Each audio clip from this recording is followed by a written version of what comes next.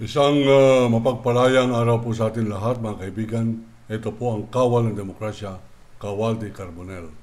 Sa darating na Sabado, ilang araw na lamang po ang ating hinihintay. Tayo po ay mangunguna ng isang pagtitipon, na voluntaryong pagtitipon ng mga mamamayang naniniwala po sa atin ng Pilipinas ay kailangan manatiling malaya.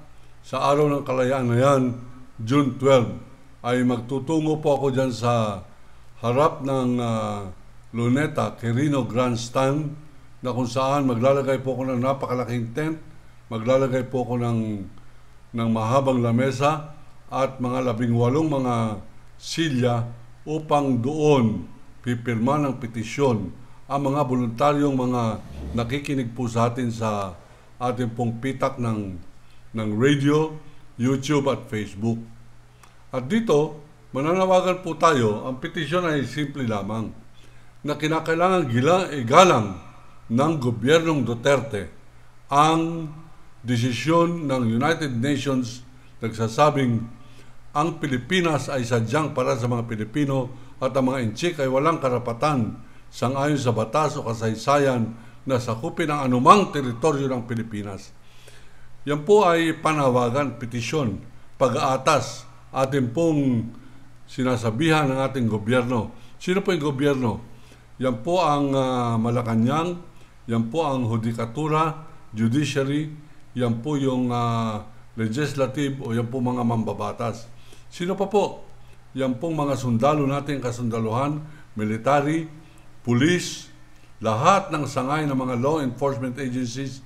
Hinihiling po ng sambayan ng Pilipino, ipagtanggol ninyo ang Pilipinas, galangin ninyo ang United Nations.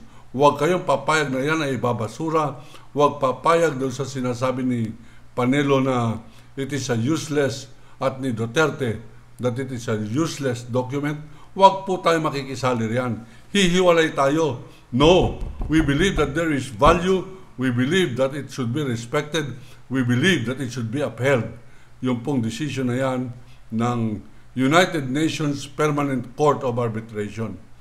At dito, ang nakikita ko po sa sandata natin ay batas.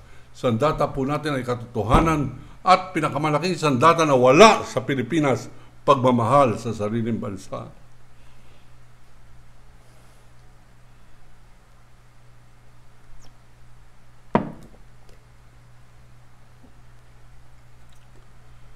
Doon sa mga nakakatanda po sa atin, nung ako po ay bata, inukil-kil ko masyado yung aking pong lolo.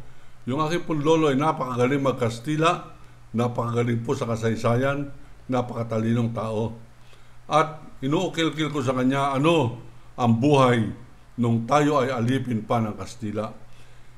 At sa kapagkat siya po ay naging alipin ng Kastila, ang ating po mga lolo, ang aking lolo, kwento niyo po sa akin kung bakit pati kasaysayan po ng Barong Tagalog, kung bakit walang kwelyo ang Barong Tagalog, kung bakit hindi pwedeng ipasuotin na nakailalim sa sintron, at kung bakit kinakailangan niya ay walang korte at yan ay maluwag lamang. Sapagkat yan po ay suot na inata sa atin ng mga Kastila, suot ng alipin. Ang kulay po niyan ay kulay ng Barong Tagalog na pinya ngayon. Ang materialis po niya nung araw, sangayon sa akin lolo, ay katsa. Yung katsa, yan po yung lalagyan ng arena. At yan ang suot ng lahat ng mga Pilipino, babae man o lalaki. At sapagkat ang mga Pilipino ay mayroon pong creative o kathang nakakapagdibuho, binurdahan niya po yung kanyang katsa na yan at ginawa niyang formal. Bawal po na mayroong kwelyo. Kaya po meron tayong bandana nung araw para takpan po yung kwelyo, sapagkat bawal ang may kwelyo sa mga Pilipinong alipin. At yan po ang naging national costume natin, hindi dahil sa gusto natin, kundi dahil yan lamang ang pwedeng isuot sa ilalim po ng dayuhang umaalipin sa atin. Ngayon, nung tayo po'y nananalo, 400 taon bago po nagbuo ang Pilipino ng desisyon na labanan na natin itong nananakop sa atin. Ito mga Kastila, labanan na natin. 400 years, ilang salin lahi po yan. 400 taon bago po tumayo ang Pilipino at nagdesisyon na hindi, mamahalin ko aking bansa, lalaban na tayo. At yan po yung nagkaroon po tayo ng katipunan ng kataas-taasang, katipun-tipunan, kagalang-galang, KKK, yung kila Andres Bonifacio. At sila Andres Bonifacio, mga kaibigan, bagamat sila po ikokonte, abay matatapang po pinakita ng Pilipino ang masidhing pagmamahal sa bansa at lumaban po sa mga Kastila hanggang magapi po natin ang mga Kastila. Nung nagagapi na po mga Kastila, abay nagkaroon po ng trading between Amerika at saka ng Kastila na kung saan pinagbili ang Pilipinas ng Kastila sa Amerikano o kayo naman makinabang dyan. Mayaman na bansa yan, nandyan ang gold, nandyan ang natural resources, napakayaman ang dagat, nandyan ang mga perlas, napakayaman ng mga kabundukan, nandyan ang malalaking troso na matitigas, nandyan ang Nara, Kamagong, at kung ano pang mga binibigyan ng halagang lumber sa buong mundo. At yan po ay minana ng mga Amerikano. Ngunit ang mga Amerikano, mga kaibigan, sa halip na kaibiganin ng mga Pilipino, inalipin din ng mga Pilipino. Sukdulang lumaban ulit sila General Antonio Luna laban po sa gobyerno na yan. At dahil po dyan, na ilalim naman tayo sa Amerika na matagal na panahon hanggang tayo po ay atakihin ng mga Amerikano ay ng mga Hapon sapagkat tayo po ay mistulang Amerikano noong araw. Tayo po ay ginawang Amerikano ng Amerika at ating pong pasaporte na siya pong sang-ayon kay Attorney Velis Pamatong, the only document you need in order to prove your citizenship was the American passport. 20 million ng mga Pilipino noong araw, lahat po yan ay Amerikano hanggang binigyan po sila ng kalayaan nung sila po ay nilaglag, binitawan noong July 4, 1946, matapos po na makipaglaban ng mga Pilipino sa mga Hapon, alang-alang sa Amerika. Yan po ang kasaysayan natin. At matapos po yan ng Amerikano, Hapon naman ang nagpahirap po sa atin. Kaya ang Pilipino, sanay na sanay sa pahirap, sanay na siya sinasampal, minumura, sinasalvage, tinutukhang. Kayang-kaya ng Pilipino magpatukhang, kayang-kaya ng Pilipino na siya'y gaguhin, kayang-kaya ng Pilipino na siya'y paglaruan, at ang kalaban ng Pilipino para siya'y hindi masyadong masasaktan ay kapwa Pilipino rin. Kaya natutong mag-traidor ang mga Pilipino sa kapwa Pilipino sapagkat nais niyang maging matapang, ngunit hindi pwede maging matapang ng kalaban ay dayuhan. Talo siya riyan. Ngayon, pag traidorin niya, kapwa Pilipino, nandyan ang katapangan ng Pilipino.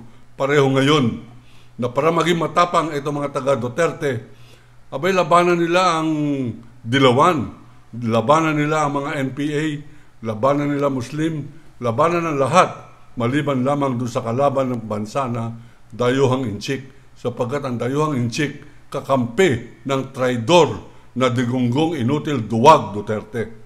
Yan pong kalagayan ng Pilipinas ngayon. Ang katanungan sa akin, ano ang tingin ko kay Duterte? Hayagan na po yan.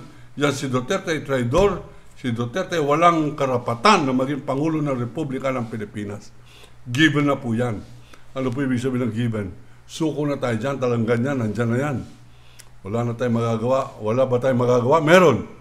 Tayo po ay magproprotesta, tayo po ilalaban, tayo po ay gagamit ng sandata na hindi po mga baril, kundi sandata ng katotohanan. At sapagkat hayagan ang pagkampi ni Duterte sa China, hayagan ang kanyang pagiging traidor, ang kawal ng demokrasya ay hayagan na humahingi rin, humahanap ng kakampi. Ako minsan po ay hindi po naging bayaran. Huwag po kayo maniwala dyan sa bayaran yan, sa Percy Lapid, si Waldy Carbonell. Bayaran yan. Sino magbabayad? Sino makabayan na bayani ang magbabayad kay Carbonell at kay Percy Lapid? Sino? Mag-isip po kayo ng mayayaman. Ayala, Pangilinan, Henry C., Lucio Tan, Lucio Co., at yung iba pa mga smuggler, drug lord, yung babayad kay Carbonell at kay Percy Lapid, Paano magiging bayaran yan? Sino yung bayani o makabansa na babayad dito sa dalawang mandirigma sa media? Wala po. Hinihintay ko. Sige, magbayad kayo. Tatanggapin ko. Kung ako'y babayaran dahil sa gumagawa ko ng mabuti, okay. Kung ako'y babayaran dahil sa aking paniniwala, okay. Nasaan? Ganun pa man, hindi po tayo nagpapadala sa paninira na yan. Pilipino naninira sa dalawang media na lumalaban, yan ay mga pilosopiyang Duterte. Yan ay filosofiya ng tinatawag nilang DDS. Labanan mo ang kapwa mo Pilipino upang sa ganon lumaganap ang lahi ng pangungutya at pangungunggong sa bansa ni Duterte at ni Xi Jinping. Yan ba ang Pilipino? Bueno, tanggap ko na ganyan ang Pilipino. Sorry. I offer no apologies. Ganyan ang Pilipino. Ngunit, hindi po tayo gumigive up.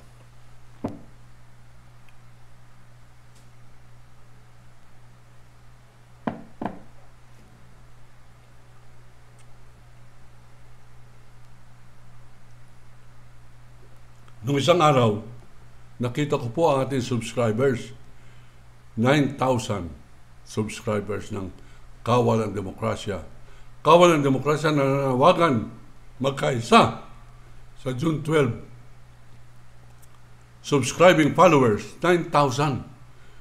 Abay, tinitignan ko, ako ba may pagkukulang? Kulang ba ako ng pag-aaral sa computer? Opo, may kakulangan ako sa pag-aaral sa computer. Sapagkat ako po ay old school, nagsulat ako ng 2 libro, fountain pen ang aking pong ginamit, hindi computer. Ganun pa man, pinag-aralan ko. Paano ba nagkakaroon ng 200 subscribers ang isang vlogger?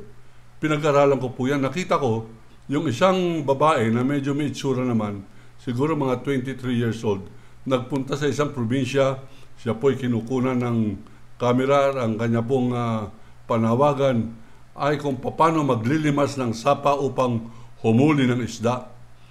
Abay, naglimas po siya, nakasuot po siya ng t-shirt na pamasyal at okay yung kanyang suot na jeans. Siya po'y lumusong doon sa sapa. Nilagyan nila ng pilapil yung kabilang dako at nililimas po nila mga isda at nakahuli po sila ng siguro mga 12 mga tilapia at 3 dalag. Alam po ninyo kung ilan ang kanyang subscribers? 200. Alam po ba ninyo kung ilan ang viewers? 1.7 million viewers. 200,000 ang kanyang subscribers, ang kanyang viewers, 1.7 million. Kinakailangan ba akong maglimas din ng tilapia para magkaroon ng followers? Kinakailangan ba akong lumusong sa kanal at salok ng tubig para humuli, dumayb at manghuli ng dalag para magkaroon po ng paniniwala ng Pilipinas?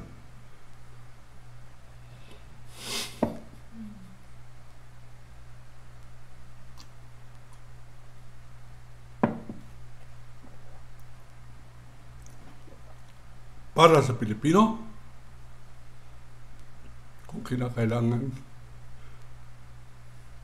ayoko. Bahala kayo.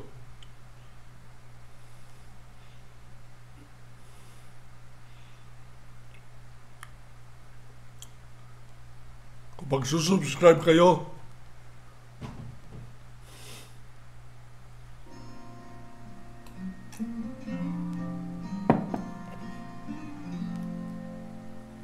ang bayan ko'y tanging ikaw.